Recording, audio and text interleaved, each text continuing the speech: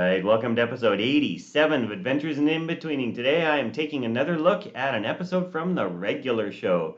This was actually episode 37 in season 2, but it was created as the pilot, so we have some storyboards here.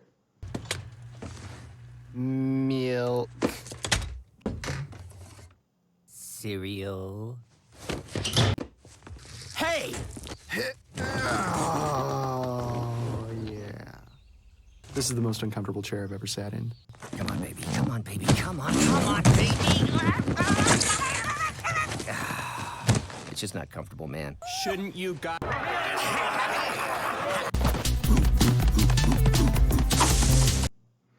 Alright, and just as a heads up, we also have a couple pencil tests coming up.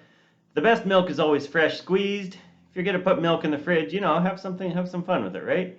The door opens here per the storyboard. So whenever you've got an arrow in the storyboards, that's often a big indication that we've got a beginning, middle, end. Something is progressing and happening. Now Mordecai actually just pans in here. No animation necessary aside from just moving that one drawing. You can see that the head is a separate layer on the body. We'll come back to that later on. Mordecai is saying milk. Now look at this hand coming in here. The rest of the body is held still, but we got a really nice silhouette on this hand. Appealing shapes. Hands coming forward, pop, boom, hit that milk, come in fast. Now you see it's curving down a little bit there. That's really nice. We got a straight on the top, and then we're going to reverse that curve on the arm. It's going to pull the milk out. Look at the shape of the milk as it's pulling there. The leading edge has this nice curve to it. Then boom, get that milk off quickly. As soon as the milk's gone, as soon as Mordecai's gone, the door starts to close on its own. That light's gone to black. That black is our transition to the next shot. We're also starting with black cupboards opening now. Rigby's going to come in. He's also going to pan in, just one drawing. Very simple. Look at this terrific blink. What nice shapes on the eyes there. That's great. Cereal. Taking full advantage of that old mouth and playing around with it. Here comes there. Goes onto the teeth. Now look at his arms coming in here. You got this bend coming up, and then it goes to a straight. Grabs the cereal. There's those straight lines.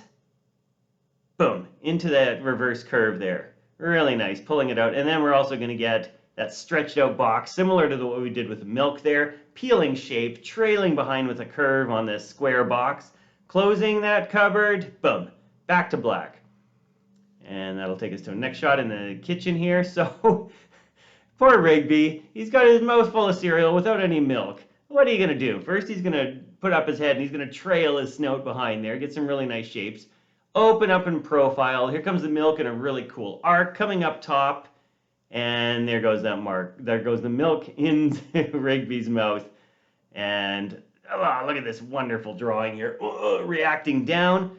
Mordecai's blinking, and they both go into wide eyes as Benson's yelling at them. And it's all taken from the boards. Look at the terrific planning out there. And the milk, of course, just going to keep going on Rigby's head. If you're pouring milk, why stop pouring it? Mordecai wants this chair.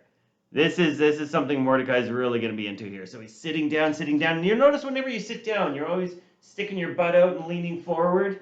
This is exactly what Mordecai's doing here. And look at this smear. Now, there's a few smears in this episode that is generally not carried through in the rest of the series, but on this one episode, they took advantage of it. So you can see the inside of the mouth here is drawn. It wasn't drawn in the storyboards, but it's just part of making it look more three-dimensional. The head is on its own layer here. You can see the body is completely still, and it's just the head moving and rotating. See, there's a little bit of a head pop there. And now the mouth is on its own layer. Now that the head is stopped, now it's just the mouth that's going to be moving. So you could do all this with the animation. You could just split it up into layers so you can have things not moving and moving when you need them to. Again, there's that arrow on the board. So we're starting in this pose with Mordecai. Look what we do to get over there. Now you could just turn his head and just kind of make that, you know, let's say his head's turning technically, but no, if you want to do it fast, if you want to do it funny, smear it. And again, the mouth is going to go on its own layer here. And you can watch it in real time. If you watch it a few times, you'll be able to see those smears as well. Really simple stuff there with the mouth. Now, Rigby also wants this chair. This is the chair that Pops was getting rid of, and Benson was helping carry it out. And so watch Rigby's foot here.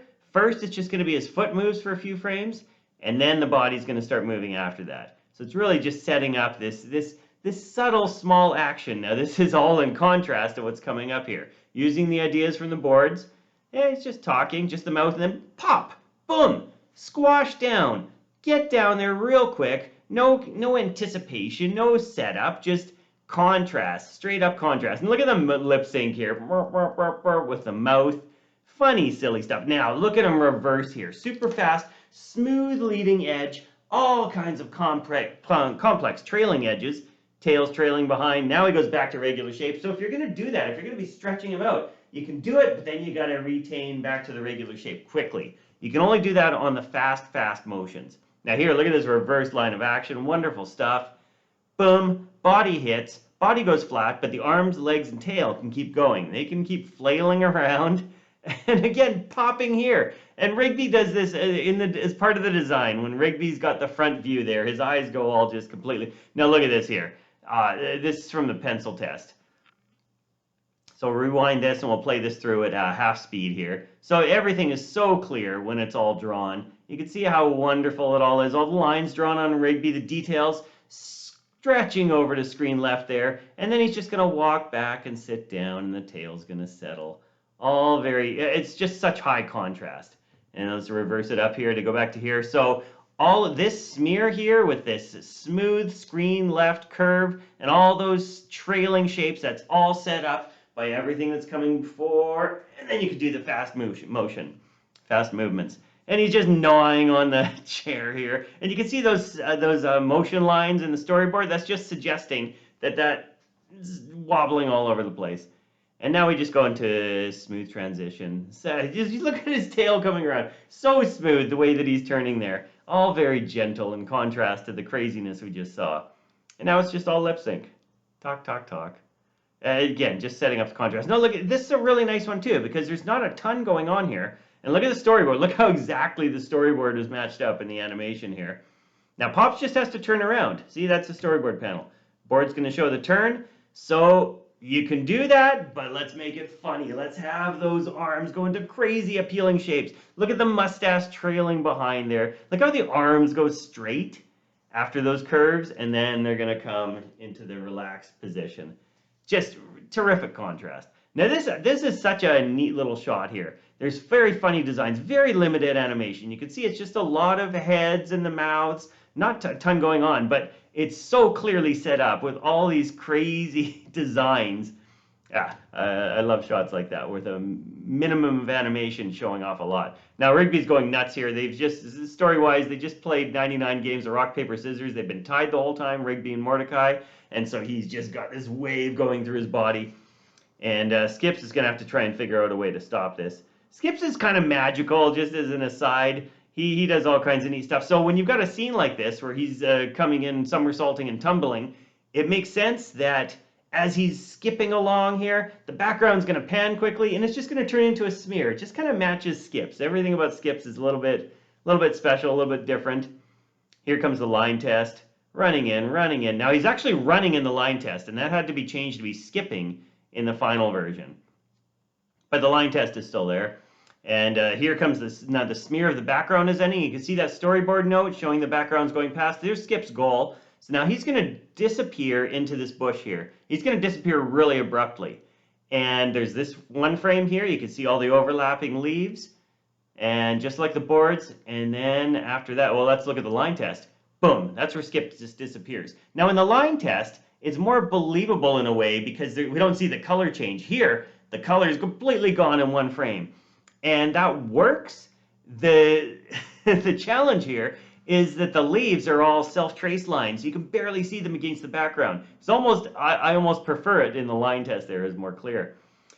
That's just a quick breakdown of some stuff from the regular show. Love this show, love the aesthetic, the approach, and I'm grateful we get to see the storyboards and line tests and share them with you today. And hope you appreciated the breakdown. I'll see you next time.